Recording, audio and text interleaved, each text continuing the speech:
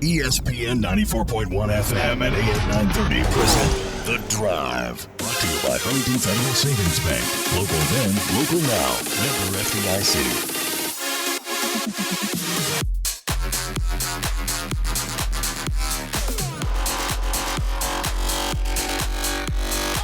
It is Thursday, October 15th. Your drive begins now on ESPN 94.1 and AM 930. I'm your host, Paul Swann. You can join the program by calling the Miller Lite phone lines at 877-420-TALK. That is 877-420-8255. Miller Lite Hold True, great taste. Only 96 calories. It is the original light beer. Coming up on the program today, we're going to hear from the play-by-play announcer for Louisiana Tech, Dave Nitz. He's going to join us, and we'll talk to him about the upcoming matchup between Marshall and La Tech. It's coming up on Saturday. The Herd traveling to Ruston, Louisiana. That is going to be a venture for the Herd because this game has not been played in Ruston between Marshall and Louisiana Tech since way before we mostly were all born. So it's going to be exciting for the Herd. And of course, getting to go to a new place.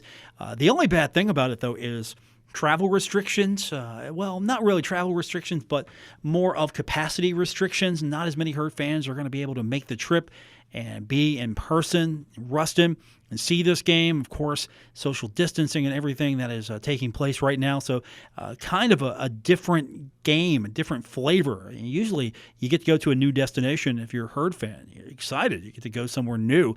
And I think that can be said for any college football program. Anytime you get to go to a new place to play a football game, get to see a new school, get to see a new place, you're pretty excited about that. So hopefully this series will continue. Of course, it's Conference USA making the schedule with the crossover games, and hopefully this will be back on the schedule sooner than later. We're going to get into all of that with Dave a little bit later on. Also, the American Athletic Conference making the announcement today that Cincinnati and Tulsa, that game has been postponed due to positive COVID-19 cases at Cincinnati. So there will be quarantining. Student athletes are being quarantined. This game was set for Saturday. It's going to be rescheduled to Saturday, December 5th.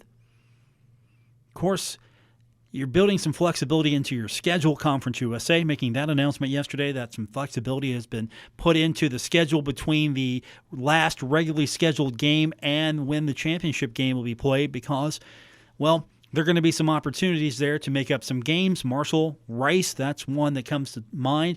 And again, if I'm using them as an example, if FAU can't go, if they can't play, then you would have to reschedule that game as well. So there's some flexibility in the schedule, and I don't know if you can just go ahead and say, well, use that time to get ECU on the schedule because ECU might have to reschedule some games as well. You don't know. So the flexibility being put in place just for, I'm thinking, I don't know if it's limited to, but I would believe you're doing this for conference games. Get those conference games in. Those are more important. And, of course, if Marshall goes undefeated, beats everyone in the East Division, going to be in the championship game, and more than likely Marshall would play host. Again, you got to go undefeated to probably pull that one off. It's not hard to imagine Marshall being able to do that, but we'll see. We'll get a real challenge with Louisiana Tech, and of course that's coming up on Saturday. We're going to talk to the voice of the Louisiana Tech Bulldogs when we continue on with the program. Of course, we're going to get your phone calls in at 877-420-TALK, 877-420-8255. Also, we're going to try to figure out what the new postseason guidelines are going to mean for high school athletics in the state of West Virginia. The WVSSAC releasing its guidelines for postseason play. Now, you've got the magic map, the map that is the one that rules them all. And so, according to the guidelines, schools that are in counties that are in green, yellow, and gold on the Saturday map are eligible to participate in postseason play. So you've got to be in one of those three colors to be able to be eligible. If you're in the gold counties, you have to compete against schools in green, yellow, or gold for postseason. So that's good. That's what they're saying. Schools in gold counties may compete against schools in green, yellow, and gold for postseason. If you're in the orange on the Saturday map, you're not eligible to participate in football, soccer, and volleyball postseason. These are high to moderate risks, according to the National Football High School Association. Cross-country teams and sideline cheer in orange counties may participate in postseason if they receive a negative COVID test within 7 days of the start of contests. I would bring that down a little bit. That's just me. I would think you would want to maybe make that 4 or 5 days. I understand maybe the cushion, you're putting that in place because it might be difficult to get the test and get the results back, but that's considered a lower risk sport. Okay, so I can see where the guidelines would follow that. Now, schools in counties red on the Saturday map are not eligible to participate in postseason play, as well as a county verified as red during the week. So if you're in the red and you're not playing, if you're in the gold, yellow, and green, you're going to be in okay shape. Counties in green, yellow, and gold may host a postseason contest.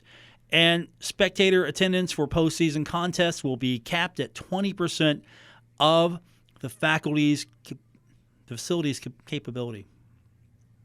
Spectator attendance for postseason contests capped at 20% of the facility's capacity.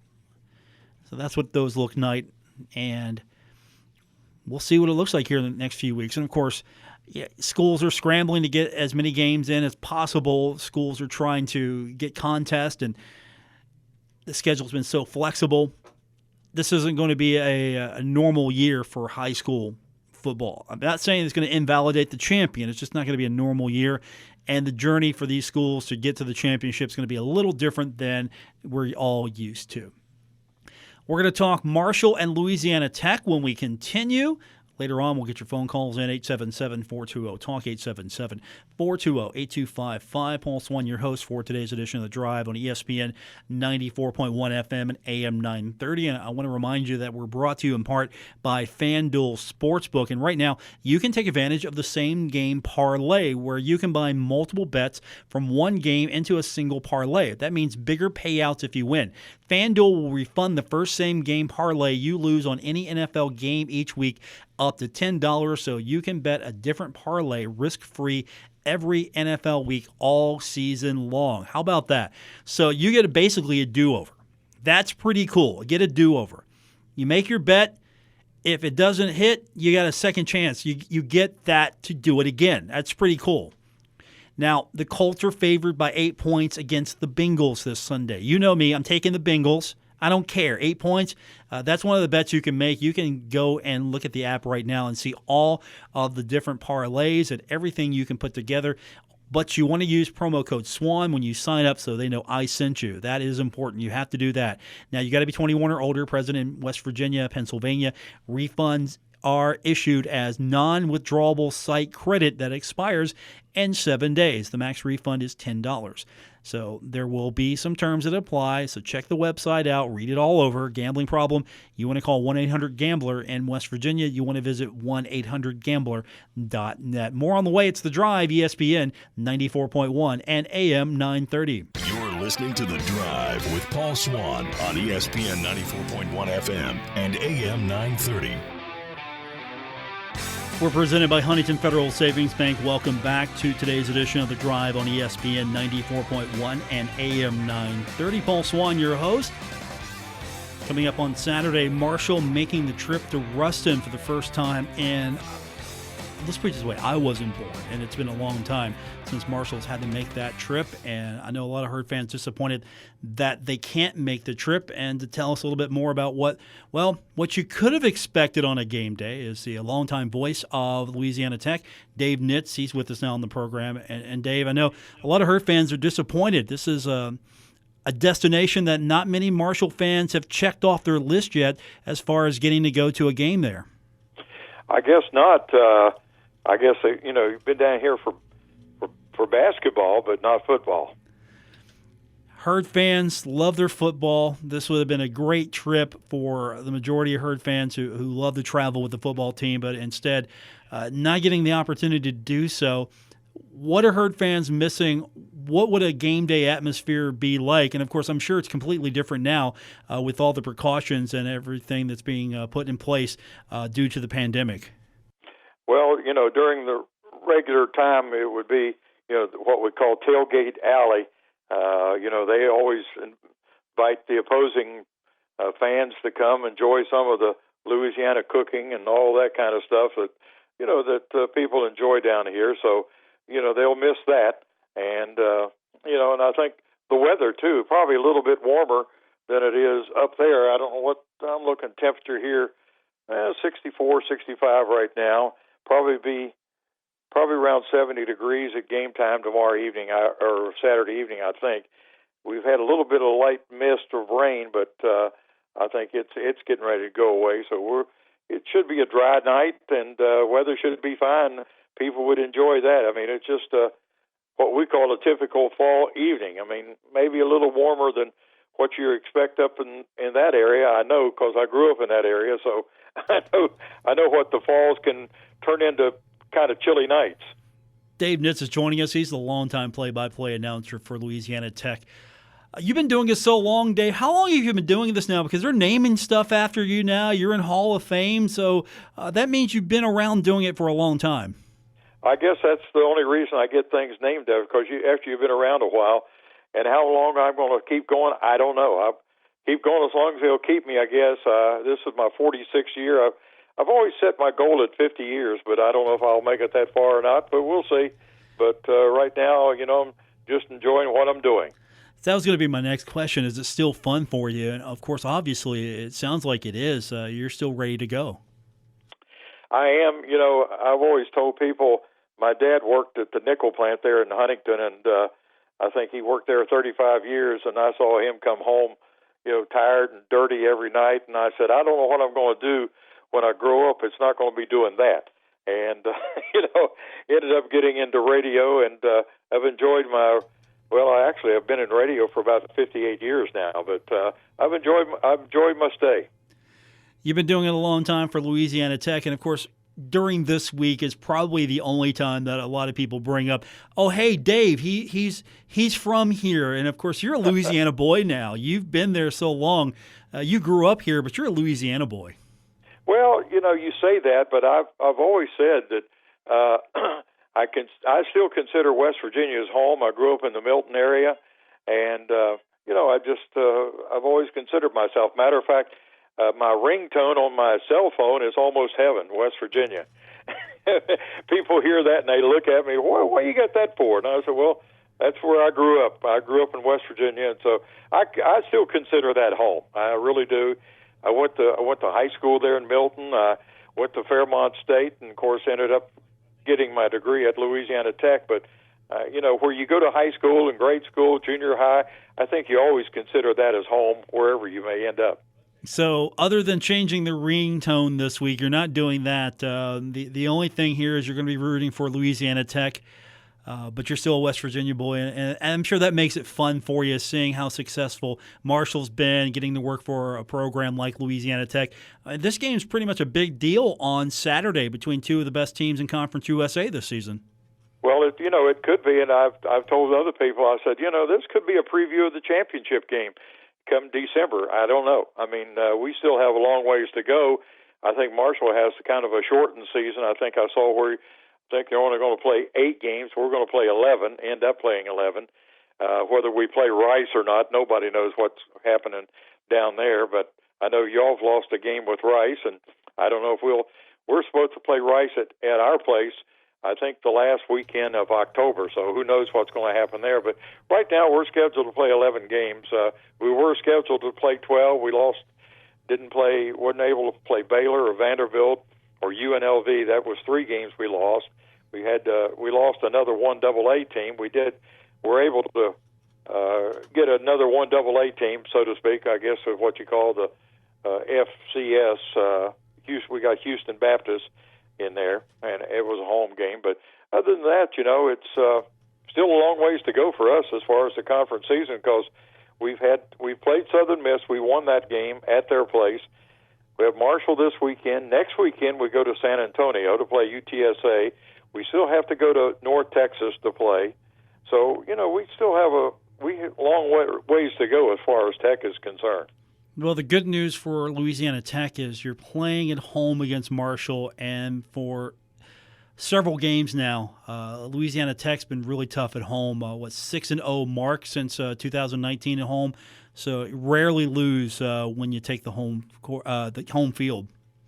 Well, it is. I think home field advantage is kind of a misnomer in football, especially basketball. I can understand, but football, it's not that much difference. The field is still 100 feet and or 100 yards wide long, so it's still not as much of a home field advantage, I would say, that it is in other sports.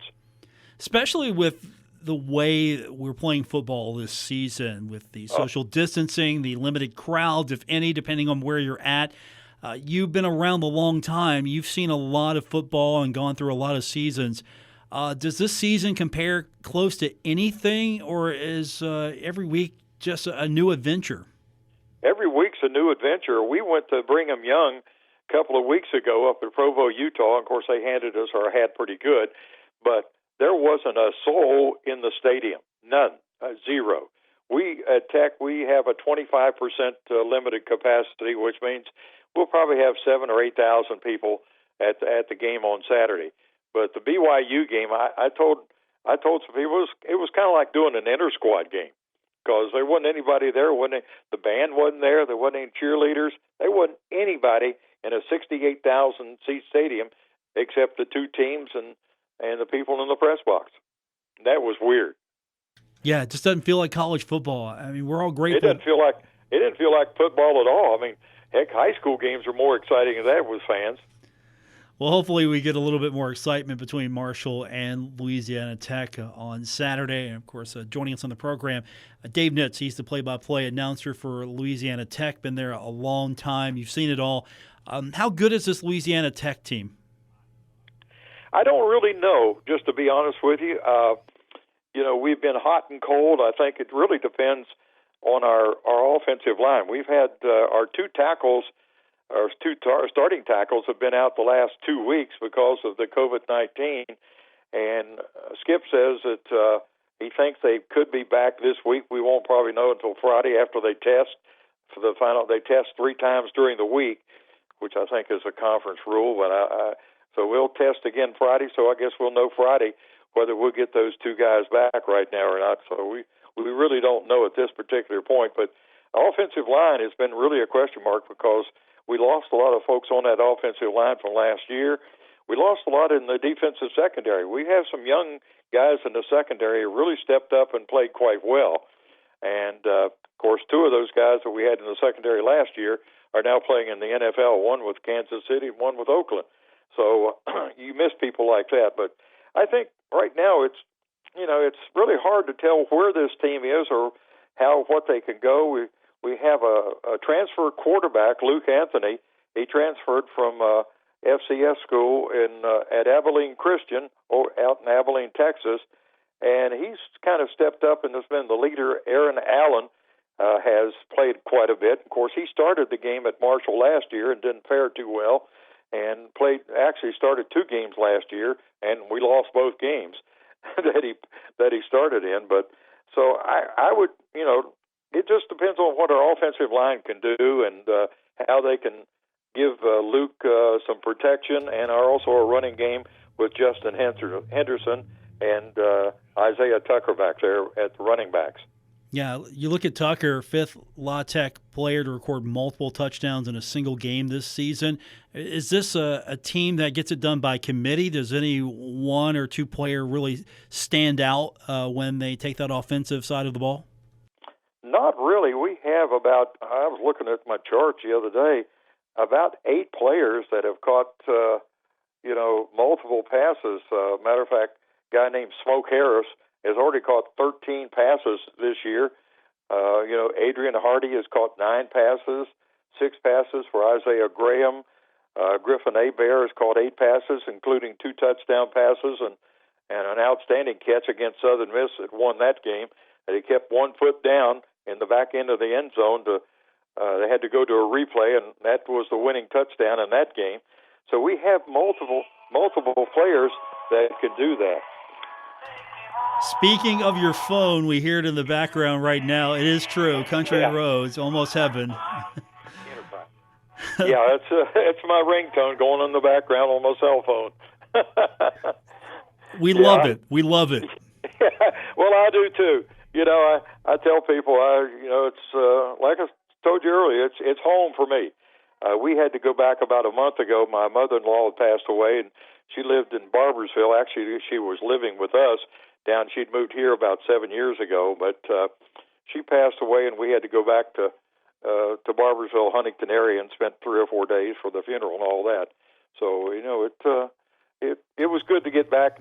Not for that reason, but it was good to get back. Yeah, we offer our condolences. Right, we'd love to have you back on for different reasons, but of course, it's good to get you back here, and it's good that Marshall and this Louisiana Tech team get to see each other, more so in basketball than football. But I would love to see this football series continue, because it just feels like these two teams, they fit when they play each other. Certain teams you just have an affinity for when you play them, and I think these two teams can really develop that.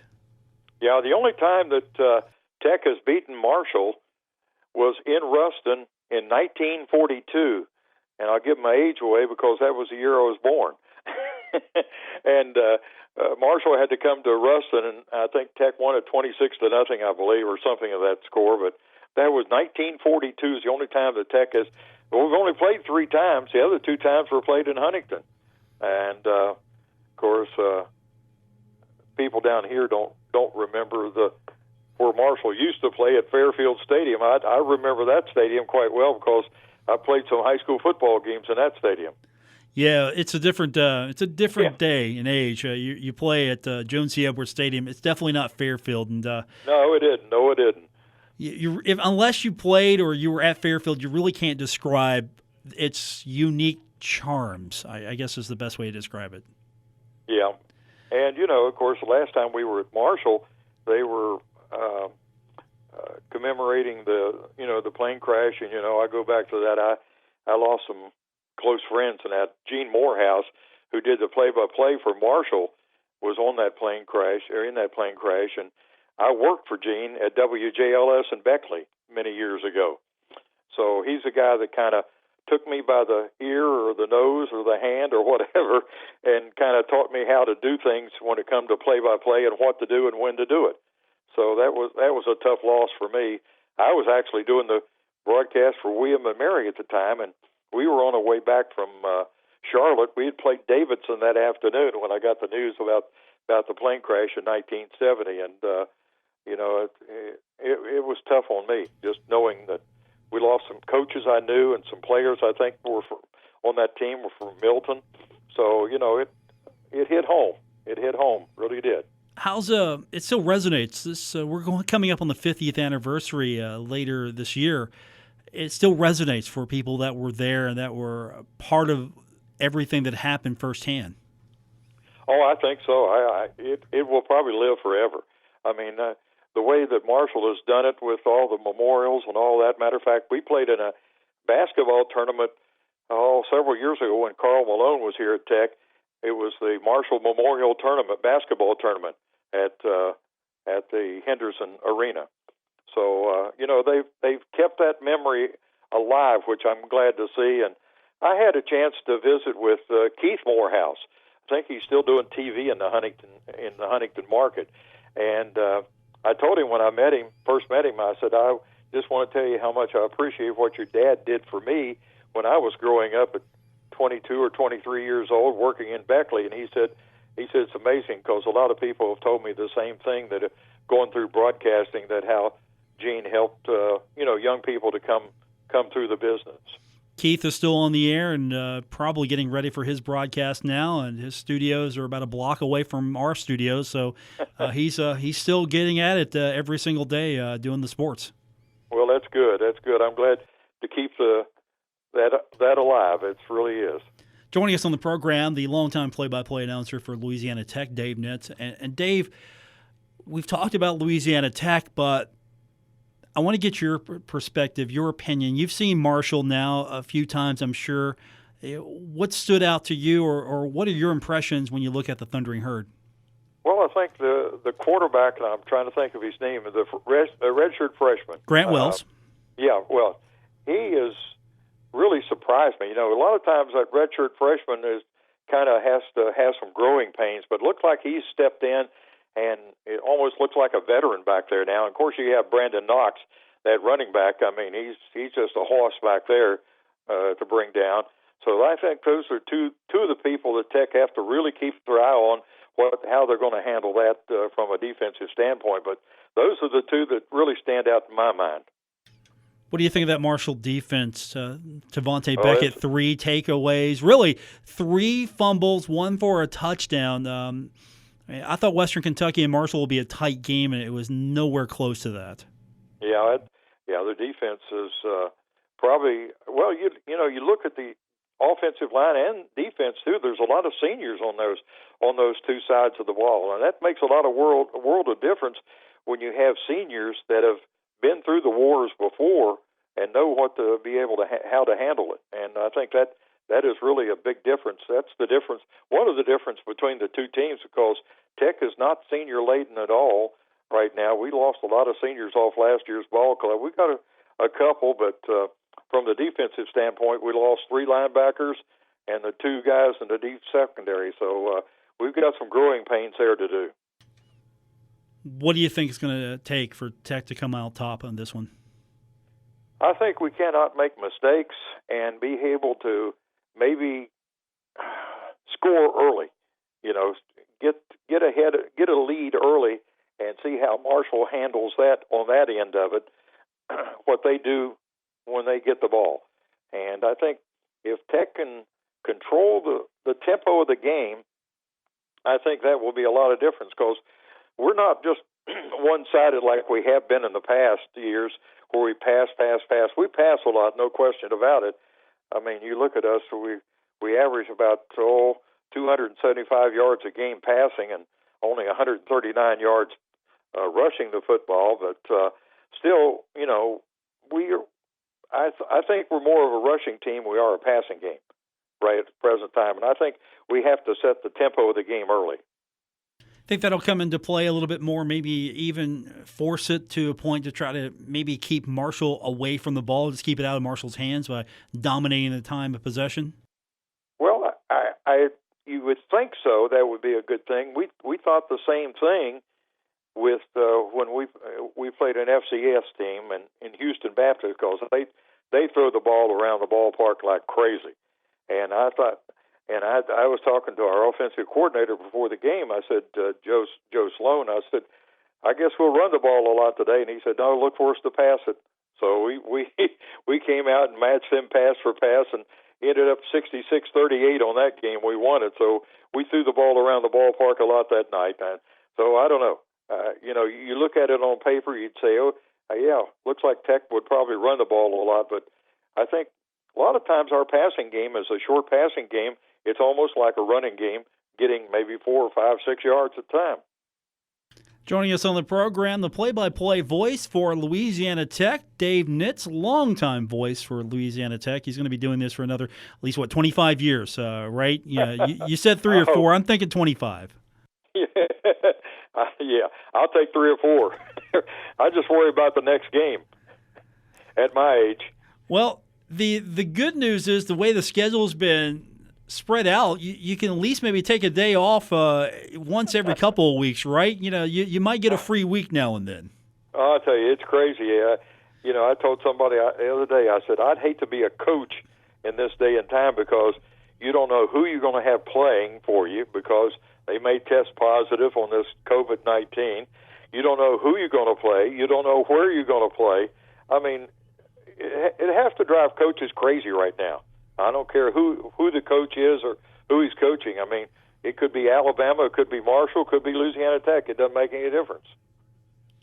Joining us on the program, we appreciate his time. Dave Nitz, longtime voice for Louisiana Tech, also a West Virginia boy at heart, still has Country Roads on his phone, and I'm sure a lot of people are going to be, at least from this area, going to be calling you just so you can hear more of Country Roads this week. Well, they can call anytime, that's for sure. Dave, I'm sorry we can't get out to Ruston for this one, but thanks for coming on, and hopefully we'll get you back here, back home real soon so we can go another round with Marshall and Louisiana Tech. All right. I appreciate the call, and good luck to you on your program, too. Thank you, sir. That's Dave Nitz, the longtime voice for Louisiana Tech, grew up in the Tri-State, and still has Country Roads on his phone. And you got to hear that. That was pretty cool. It was almost as if we planned it that way, to hear Country Roads come out on his phone. We're going to get your phone calls in at 877-420-TALK, 877-420-8255. More on the way. It's The Drive, ESPN 94.1 and AM 930.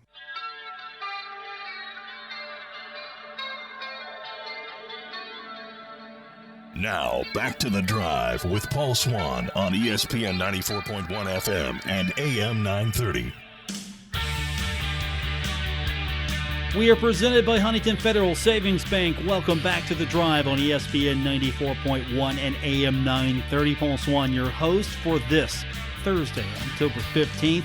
Baseball action going on right now on our sister station, Cat Sports 93.3 and 1340. Bottom of the second, Houston leads Tampa Bay 1-0. Coming up later tonight, following the Doc Holliday call-in show, it will be Atlanta and L.A. Did y'all watch that game yesterday? You listened to it? They wouldn't quit scoring. 11 runs, 1 inning, really? It was kind of cathartic because I'm not a Braves fan to begin with. It was very cathartic to just watch that, and I enjoyed every single time that LA scored. It was just a thing of beauty. And, of course, we've got it for you coming up tonight. It'll be following the Doc Holliday show right here on ESPN 94.1 and AM 930. We went a little long with Dave, and that's okay. It was great to talk to him. So we're going to take our next break. We'll come back, and we'll wrap up today's edition of The Drive here on ESPN 94.1 and AM 930. But I do want to remind you that we are brought to you in part by FanDuel Sportsbook, and I've been telling you about their same-game parlay. What the deal is here is you get to combine multiple bets to form one single parlay. Multiple bets, one game into a single parlay. The payouts are going to be bigger if you win. And the deal is FanDuel is going to refund the first same-game parlay you lose on any NFL game each week. It's up to $10, so you can do it every week. You can, once a week, take a shot at this. And if you win, you get your winnings. If you lose, well, you're going to get, believe it or not, your money back. It's a great deal.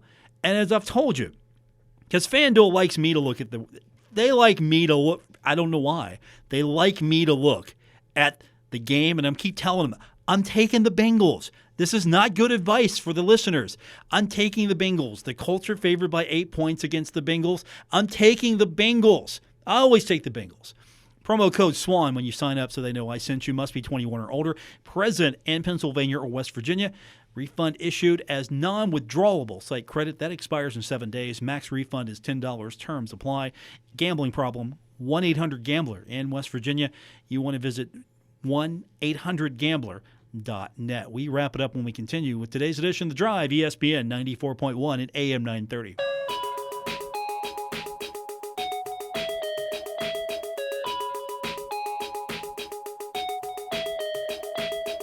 This is The Drive with Paul Swann on ESPN 94.1 FM and AM 930. Our phone lines this hour brought to you by Miller Lite, 877-420-TALK. Always 877-420-8255. Miller Lite, hold true, great taste. Only 96 calories. It is the original light beer. Coming up tomorrow on the program, we're going to take one last look at this. We're going to take one last look at this Marshall, Louisiana Tech game. Best we can. We've got high school area action to talk about. That's all coming up tomorrow on the program.